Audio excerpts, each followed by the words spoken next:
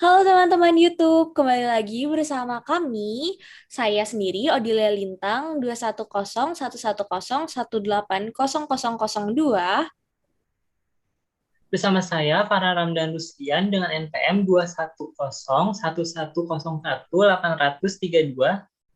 Dengan saya, Ninyo Merika Prianwati, dengan NPM 21010018041. Dan juga saya Fatia Putri Daita dengan NPM 2101101180108. Kami mahasiswa Ilmu Komunikasi Universitas Pajajaran yang sedang melaksanakan tugas pada mata kuliah Entrepreneurship dan Innovation.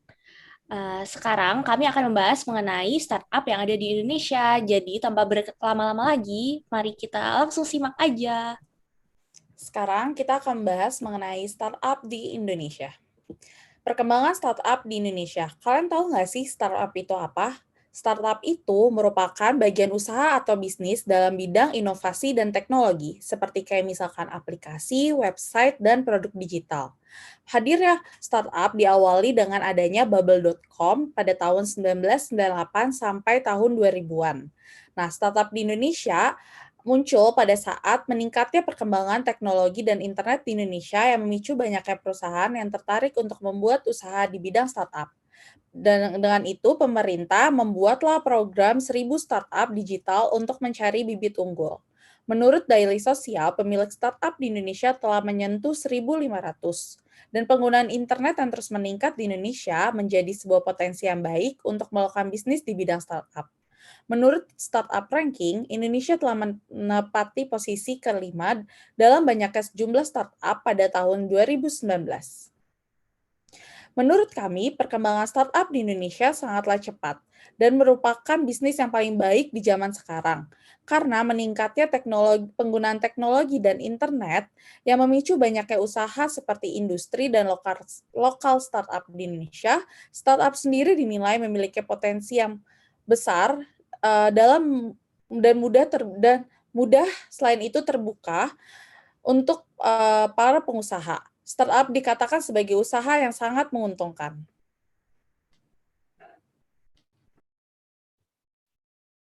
Baik, selanjutnya ada penyusunan strategi pada startup. Berikut merupakan contoh-contoh startup yang ada di Indonesia. Yang pertama adalah OVO, Tokopedia, Traveloka, JDID, Bukalapak, dan juga Gojek. Strategi entrepreneurship. Apa sih strategic entrepreneurship itu? Jadi, strategi entrepreneurship merupakan perilaku yang dilakukan secara bersama-sama antara mencari peluang dengan mencari keuntungan. Hal-hal yang perlu diperhatikan ketika ingin membentuk startup ada 6. Yang pertama adalah membentuk sebuah tim, kemudian menciptakan sebuah produk, melindungi keuntungan melalui paten, memasarkan produk, mengembangkan strategi pembiayaan, serta membentuk strategi exit. Dan tidak tertinggal yang paling penting adalah menentukan bisnis model. Jadi, ketika ingin membuat suatu startup, apa sih bisnis model yang ingin kita pilih? Apakah ingin e-commerce dengan own product, ataukah e-commerce yang berbentuk marketplace seperti Tokopedia, atau bisa juga model software as a service seperti Line atau WhatsApp. Next. Strategi bagi suatu startup sangat penting, karena bisa menjadi pedoman perilaku bisnis dalam mencapai tujuannya. Bagi startup, terutama perusahaan-perusahaan baru, penyusunan strategi bisa dijadikan sebagai acuan dalam menjalankan startup serta mengetahui plus minus dari perusahaan. Dan tidak tertinggal pula untuk menentukan bagaimana pasar yang ingin dicapai. Next.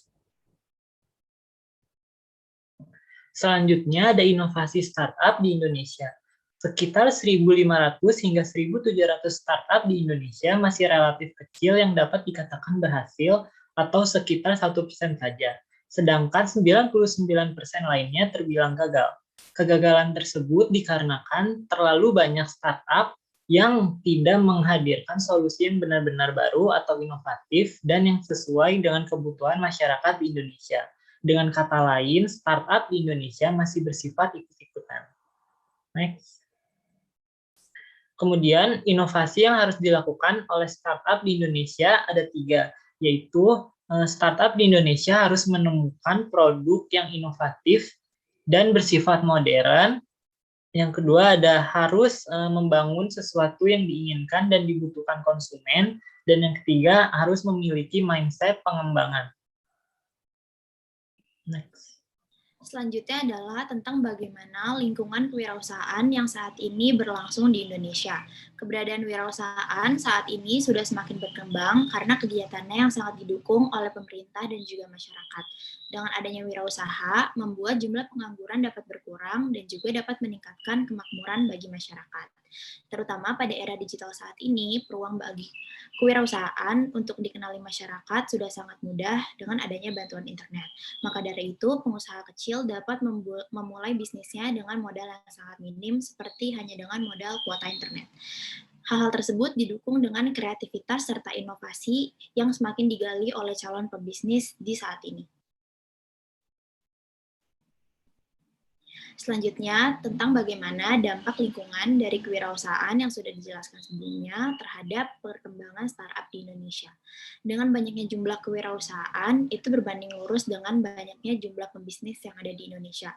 Para pembisnis kecil tersebut dapat berkembang nantinya lambat laun menjadi pembisnis yang besar dan dapat mempengaruhi pertumbuhan ekonomi serta bisnis di suatu negara. Setiap pengusaha besar akan membutuhkan sejumlah tenaga kerja untuk membantu bisnisnya agar tetap berkembang. Maka dari itu, kesempatan bagi pengangguran dan juga mahasiswa fresh graduate akan terbuka serta peluangnya semakin tinggi. Kedua, penerimaan pajak negara akan terus berkembang karena pengusaha besar akan membayar pajak dengan jumlah yang lebih banyak pula untuk keperluan pajak badan usaha hingga pajak produk dan jasa. Ketiga, inovasi serta kemandirian masyarakat dapat terus terdorong karena sikapnya yang tertantang dalam menyelesaikan masalah ataupun sikap kreatif ketika adanya kompetitor. Sifat tersebut sudah menjadi sifat utama bagi entrepreneur, serta keinginan dalam meningkatkan taraf hidupnya. Lalu yang terakhir menjadi indikator unggulan dan daya saing negara, karena semakin banyak jumlah pengusaha akan semakin dikenal juga negara Indonesia oleh negara lain. Keempat dampak tersebut yang sudah saya sebutkan tentunya memiliki dampak yang baik pada perkembangan startup di Indonesia. Peluang startup di Indonesia di masa depan. Menurut kami, bisnis startup di Indonesia akan menjadi bisnis yang terbesar di Asia Tenggara, karena Indonesia dikatakan sebagai kontributor utama dalam pasar ekonomi terbesar di Asia Tenggara. Menurut Teach in Asia, kontribusi Indonesia hingga 50% dari gross merchandise value di Asia Tenggara di tahun 2025. Dan pada tahun 2018, perusahaan startup unicorn Indonesia sudah mendekati angka investasi keempat startup unicorn dari Singapura. Selanjutnya ada tantangan dan hambatan startup di Indonesia. Yang pertama, sumber daya manusia atau talenta.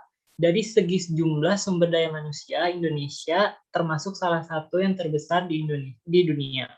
Sayangnya, kualitas sumber daya manusia di Indonesia masih terbilang rendah. Karena jumlah talenta yang dibutuhkan untuk mengembangkan startup juga tidak banyak. Sistem pendidikan yang masih tertinggal menjadi salah satu penyebab rendahnya kualitas sumber daya manusia di Indonesia, khususnya yang mampu memenuhi kualifikasi perusahaan startup. Tantangan yang kedua yaitu produk market fit. Para founder startup di Indonesia umumnya memiliki ide-ide dan ide-ide yang berlian. Banyak dari mereka yang begitu antusias mewujudkan ide dan gagasan yang dimilikinya. Sayangnya, solusi yang ditawarkan seringkali belum mampu memenuhi kebutuhan pasar. Lanjut, tantangan yang ketiga yaitu investor. Sumber dana terbesar dari sebuah startup adalah investor. Masalahnya, tidak banyak investor yang mau berinvestasi di bidang startup. Selain karena resikonya yang besar, perusahaan startup juga umumnya belum terbukti mampu mencetak keuntungan. Selanjutnya ada tantangan yang keempat yaitu pendanaan. Startup di Indonesia salah satu bisnis yang membutuhkan modal dalam jumlah besar. Karena startup di Indonesia tidak membutuhkan toko fisik, melainkan startup juga membutuhkan komputer server hingga akses internet yang cepat. Belum lagi kebutuhan-kebutuhan lainnya yang membutuhkan modal yang tidak sedikit. Next. Oke, sekian presentasi dari kelompok kami. Kurang lebihnya mohon maaf. Terima kasih dan terima kasih.